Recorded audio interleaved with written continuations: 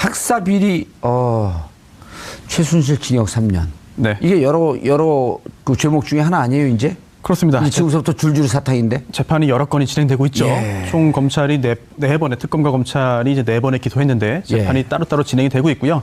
가장 먼저 재판이 진행됐던 이번에 그 2대 학사 비리와 학사 특혜 의혹 관련된 사건에서 최순실 씨에게 징역 3년형이 선고됐습니다. 예. 확정은 아닌데요. 하지만 그 구형은 검사가 7년 특검이 했었죠. 7년 했어요. 예. 징역 7년 구형했는데 실제 선고는 3년 지금 나왔습니다.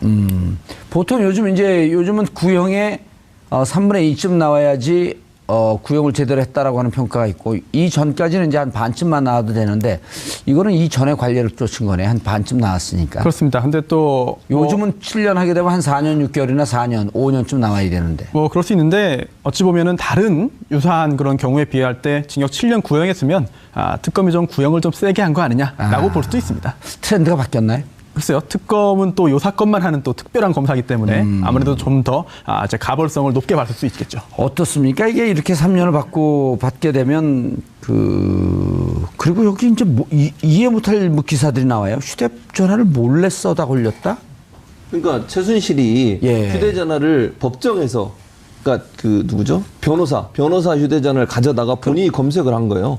그걸 교도관이 보고 검찰이 그걸 문제를 삼고 판사도 제지를 한 그런 상황이라고 볼 수 있죠. 야, 그거는 법적으로도 사용하면 안 되는 걸로 알고 있거든요. 교도소에서 예를 들어 그 교도관들이 그 휴대전화를 못 갖고 들어오는데 이 간부들 임원들은 갖고 들어오거든요. 그거 예를 들어 그 문자라도 하나 이 재수자가 보내면요, 그 교도소 그 교도관들 전체 다 못 벗어요. 그러니까요. 그게 지금 최순실은 아무 거리낌 없이 했다는 거 아닙니까? 그걸 검찰이 그리고 문제를 제기하고 판사가 제재까지 하고 이런 상황 범법행위죠. 변호사가 범법행위를 한 거예요, 그렇게 하면. 사실 이게 구치소에서 휴대전화 어떻게 썼다는지 좀 사실 잘 이해가 안 갑니다. 재판 중에 이제 그 변호사의 휴대전화를 잠깐 썼다, 그러면 안 되는 거지만 상황이 좀 그려지긴 하거든요. 그런데 구치소에서 구치소에서 또 최순실 씨 본인의 또 휴대전화라는 말 아니겠습니까? 그렇다면은 변호인이 접견하면서 쓰게 해줬다는 건지. 아니, 변호인 접견하면서 들어갈 때 수색해갖고 전화기 놓고 들어가잖아요. 수색은 하지 않고 전화기 놓고 가라 그러죠. 예, 자진해가지고 놓고 가는데 가지고 들어가도 사실은 신체 수색을 하지 않기 때문에 가지고 들어갈 수는 있어요. 그런데 얼마 전만 해도 이제 몰래 이렇게 전화 통화 하게 해주고 이런 경우에 적발되면은 사실 징계 사유가 되고요. 또 교도관도 관리 책임이 있기 때문에 그렇게 하지 않고 그렇게 못 하는데, 만약 실제로 그런 일이 있었다고 한다면은 엄청난 일이죠. 아니면 또 가정입니다만 교도 행정을 하는 그런 그 공무원에 의해서 썼다라고 한다면 그건 더더욱 큰 문제가 되겠죠. 그거는 그렇게 불가능해요. 왜냐면 제가 그쪽은 전문가 아니에요. 이게 왜냐면 교도관들은 이게 그 옷 벗고 그러게 되면 연금 문제 생기잖아요. 징계 먹고 그러게 되면. 그런데 이게 어찌 보면 좀 어려운 공무원들이기 때문에 그런 모험을 요즘은 안 합니다. 저도 그럴 가능성은 사실상 없다고 봅니다. 최순실이 얼마나 우리나라 법체계나 아니면 검찰을 우습게 아는지 보여주는 거예요. 이런 행동을 해도. 그리고 재판정에서 그런 행동을 할 거라고 누가 상상을 하겠습니까? 다 그러니까 저처럼 그런 사람들도 안 하는데. 그러니까요. 그러니까 더 멘탈이 좋게 얘기하면 안 되고 어쨌든 이상한 분이죠. 그런 식의까지 행동을 할 수 있다는 것은 상식을 뛰어넘는 것이고요. 아나무인적 성격을 갖고 있다고 볼 수 없어요. 이건 진짜 완전한 범법행위인데. 그렇죠. 근데 법정만 아니라 정말 구치소에서 쓴 게 맞는지는 좀 확인해야 봐야 됩니다. 이건 그렇죠. 왜냐하면 그 기자들도 좀 팩트 확인하지 않고 이제 약간 좀 소설적으로 기사를 쓰는 경우도 있기 때문에 법정에서 저럴 정도 구치소에서도 쓴 거 아니냐. 이렇게 했는데 이제 요거는 사실 구치소 내 일이기 때문에 확인 안 됩니다. 자체 감사를 통해서 감찰이 동원돼 갖고 확인하는 수밖에 없는 거죠. 네, 외람되지만 소설을 쓰는 기자는 없을 겁니다. 여기서 가까운데 어디 기자가 하나 있는 것 같은데 어디지? 직격 프로를 위해서 또. 자, 김 기자님. 정유라 씨가 이거 충격적이에요. 또 편지를 보내고 그런 게. 그래서 누가 그런 얘기를 했어요? 아주 어리석하고 잘 모르는 것 같은데 사실 치밀하게 준비되고 치밀하게 조직하고 있다? 근데 보낸 편지 보면 진짜 이게 충격적이에요? 본인이 법적인 지식을 가지고 있다라고 단정하기는 좀 어려울 것 같습니다. 항상 정유라 씨 옆에는 법적인 조언을 해주는 변호사들이 있었기 때문에 그런 편지를 편지를 보낼 때도 법적인 조언이라든가 필요한 정보가 어떤 것인지에 대한 자문을 구한 뒤에 그 안에 그 내용을 포함시켰을 가능성이 높아 보입니다. 예. 네. 근데 저는 이해가 안 되는 게 그 편지의 증거들이 마필 관리사라고 정유라를 도와줬던 덴마크에서 그 사람의 휴대전화에서 다량 확보가 됐거든요. 근데 내용을 보면 편지로 받아서 라이터로 태웠다 이랬어요. 그럼 종이로 편지가 왔다는 거 아니겠습니까? 예. 그러면 왜 이 친구는 그걸 사진으로 찍어서 휴대폰에 보관을 했을까요?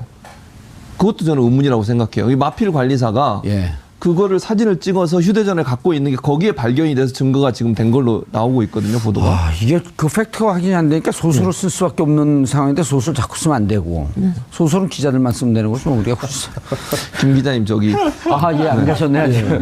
그런데 그렇다 하더라도 이 정도 추가적인 증거를 가지고 세 번째 영장을 청구하기는 쉽지 않을 겁니다. 일단 두 번째 재판부가 그러니까 두 번째 영장에 대해서 법원이 사실상 증거인멸과 도주 우려가 없다라고 판단을 했기 때문에 그리고 더군다나 우리가 지금 두 번째 영장 청구에서 주목했던 거는 범죄 은닉 수익이라고 하는 사실은 굉장히 좀 그 중범죄에 대한 부분까지도 다 사실 걸고 넘어지면서 영장을 신청한 부분인데 그래도 받아들여지지 않았기 때문에 지금 이런 뭐 편지라든가 이런 주변의 소소한 문제를 가지고 세 번째 영장을 청구할 거라고 하는 기대 혹은 뭐 예상에 따라서 이제 이런 기사들이 좀 추가적으로 나오는 걸로 보여지는데 근데 세 번째 영장을 청구한들 그 영장이 받아들여질 가능성은 높지 않습니다. 현재로서는.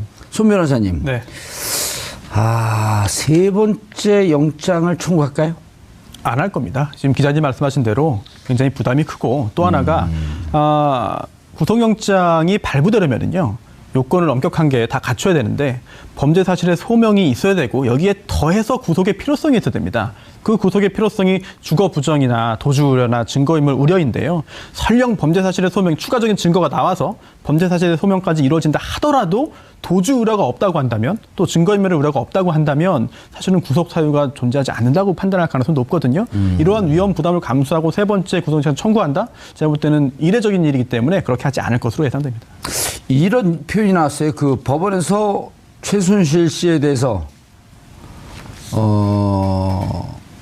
실형을 선고하면서 정유라 부정선발에 관한 순차 공모관계가 성립한다. 이렇게 말하면 정유라도 공모관계에 있다는 것을 인정한 거 아닌가요? 그렇게 보기는 좀 어려운 것 같아요.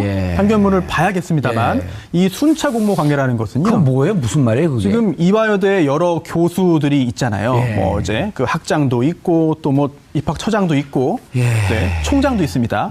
이게 모든 사람이 한 자리에 모여서 최순실 씨의 딸인 정유라를 뽑자.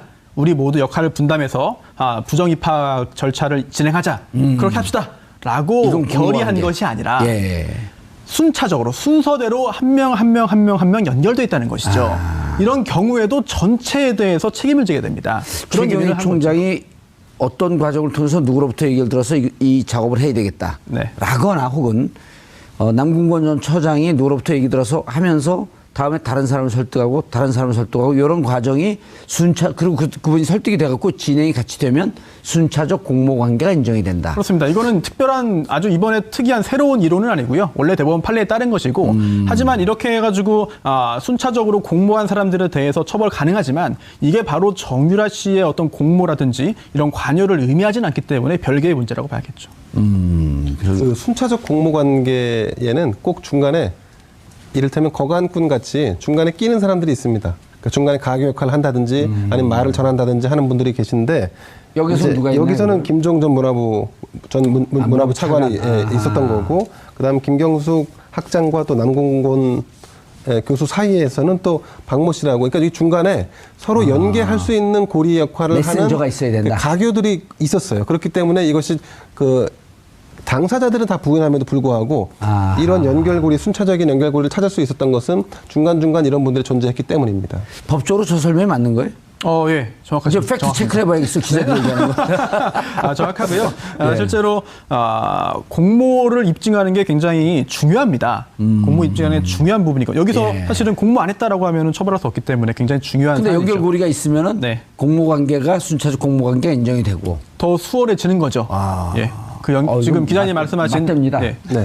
더군다나 김종 전 차관 같은 경우는 본인이 다 이런 부분들에 대해서 사실을 인정했기 때문에요. 그 미흡한 부분들에 대한 연결고리가 되는 거죠. 자, 앞으로 그러면 3차 영장은 청구하지 않을 것으로 보고 네. 법조 출입 기자들도 그렇게 보나요? 뭐 법조가 아니라 법조계 전체가 다 그렇게 보는 시각인 것 전체가? 같습니다. 네네. 그러면 3차 영장을 좀 청구했으면 좋겠다라고 보는 사람들은 좀 비정상적인 사람들인가요?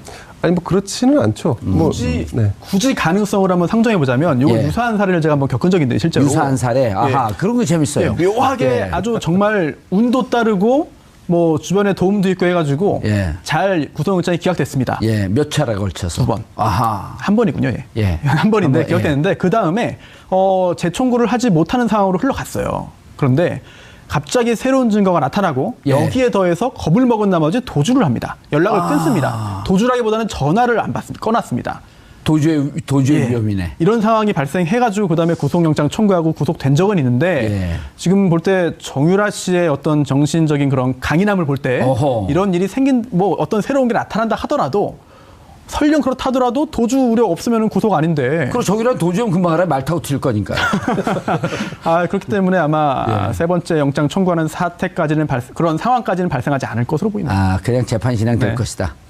그리고 또 영장 자체가 예. 범죄 사실에 대한 소명도 있지만 최순실 씨를 압박하는 측면도 있었는데 이미 최순실을 압박하는 효과 기재로는 이제 효과가 없을 거로 보는 게 맞는 것 같습니다. 예. 알겠습니다. 최순실 국정농단 사태, 그리고 정유라의 영장 2차 기각.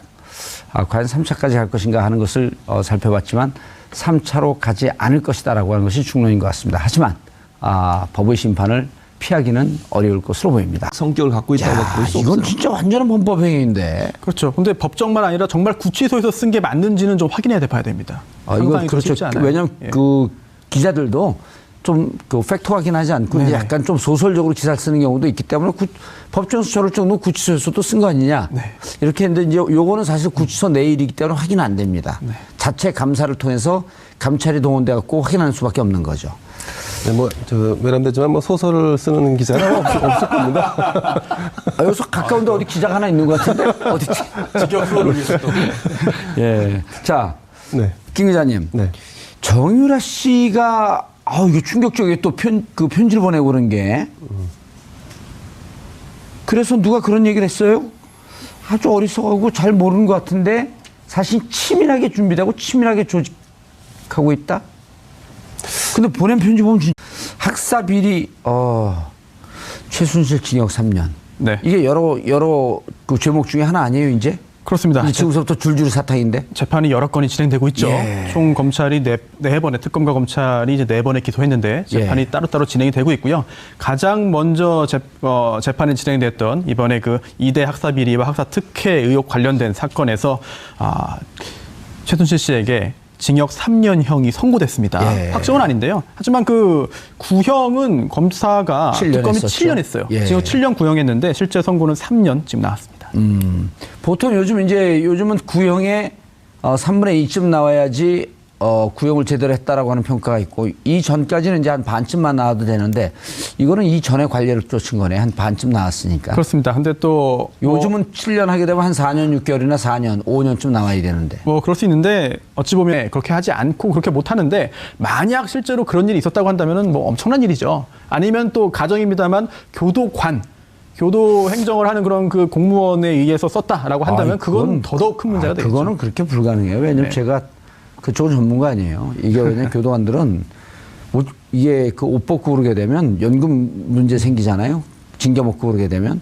그런데 이게 어찌 보면 좀 어려운 공무원들이기 때문에 그런 모험을 요즘은 안 합니다. 저도 그럴 가능성은 사실상 없다고 봅니다. 예. 최순실이 얼마나 우리나라 법체계나 아니면 검찰을 우습게 아는지 보여주는 거예요. 예. 이런 행동을 해도 그리고 재판정에서 그런 행동을 할 거라고 누가 상상을 하겠습니까? 다 보고 있는 거면서. 저처럼 그런 사람들도 안 하는데. 그러니까요. 그러니까 더 멘탈이 좋게 얘기하면 안 되고 어쨌든 이상한 분이죠. 그런 식의까지 행동을 할 수 있다는 것은 상식을 뛰어넘는 것이고요. 아나무인적. 교도관들 전체 다 옷 벗어요. 그러니까요. 그게 지금 최순실은 아무 거리낌 없이 했다는 거 아닙니까? 그걸 검찰이 그리고 문제를 제기하고 판사가 제재까지 하고 이런 상황 범법행위죠. 변호사가 범법행위를 한 거예요. 그렇게 보면. 사실 이게 구치소에서 휴대전화 어떻게 썼다는지 저 사실 잘 이해가 안 갑니다. 재판 중에 이제 그 변호사의 휴대전화를 잠깐 썼다. 그러면 안 되는 거지만 상황이 좀 그려지긴 하거든요. 그런데 구치소에서 구치소에서 또 최순실 씨 본인의 또 휴대전화라는 말 아니겠습니까? 그렇다면은 변호인이 접견하면서 쓰게 해줬다는 건지. 아니, 변호인 접견하면서 들어갈 때 수색해갖고 전화기 놓고 들어가잖아요. 수색은 하지 않고 전화기 놓고 가라 그러죠. 예, 자진해가지고 놓고 왔는데 가지고 들어가도 사실은 신체 수색을 하지 않기 때문에 가지고 들어갈 수는 있어요. 그런데 얼마 전만 해도 이제 몰래 이렇게 연락 전화 통화하게 해주고 이런 경우에 적발되면은 사실 징계 사유가 되고요. 또 교도관도 관리 책임이 있기 때문에는 다른 유사한 그런 경우에 비할 때 징역 7년 구형했으면 특검이 좀 구형을 좀 세게 한 거 아니냐라고 볼 수도 있습니다. 트렌드가 바뀌었나요? 글쎄요. 특검은 또 요 사건만 하는 또 특별한 검사이기 때문에 아무래도 좀 더 가벌성을 높게 받을 수 있겠죠. 어떻습니까? 이게 이렇게 3년을 받게 되면 그리고 여기 이제 이해 못할 기사들이 나와요. 휴대전화를 몰래 써다 걸렸다? 그러니까 최순실이 휴대전화를 법정에서 그러니까 변호사 휴대전화를 가져다가 본인이 검색을 한 거예요. 그걸 교도관이 보고 검찰이 그걸 문제를 삼고 판사도 제지를 한 그런 상황이라고 볼 수 있죠. 그거는 법적으로도 사용하면 안 되는 걸로 알고 있거든요. 교도소에서 예를 들어 교도관들이 휴대전화를 못 갖고 들어오는데 이 간부들 임원들은 갖고 들어오거든요. 그거 예를 들어 문자라도 하나 이 재수자가 보내면요. 그 교도소